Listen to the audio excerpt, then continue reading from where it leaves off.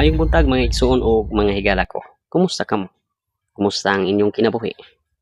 Nakabalo ba ta nga gikasilagan sa Dios ang mga taong bakakon? Bakakon diha sa iyang pagpamulong ug bisan sa iyang mga binuhatan. Dili nagbuhat sa sakto ug dili nagsulti usab sa matuod. Apan gikahimutan sa Ginoo ang mga matinud-anon diha sa ihang mga ipangpanulti, matinud-anon sa ihang ginabuhat, matinud-anon sa iyang isigkatawo nga nagtug-an siya sa eksakto gayud nga nahitabo.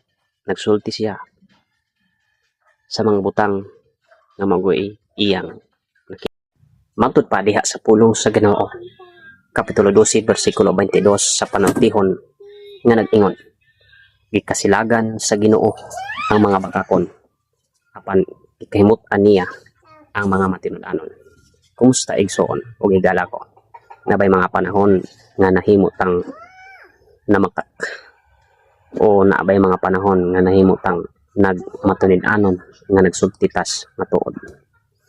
Day usa ka drama sa social media nga akong nakita nga nag-ingon, the only living worth making is an honest living. But pasabot ang bugtong pagkinabuhi nga angay buhaton mao ang pagkinabuhi nga matinud-anon ngadto sa mga mata sa Ginoo ug diha usab sa atong isigkatawo.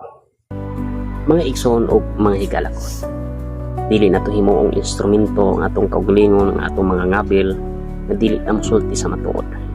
Hinuon atong himuon ang ato ang mga babag, mga pagkinabuhi nga gikahimutan ta sa Ginoo kay mao ni ang gusto nga mahitabo alang sa atong mga kinabuhi. God bless.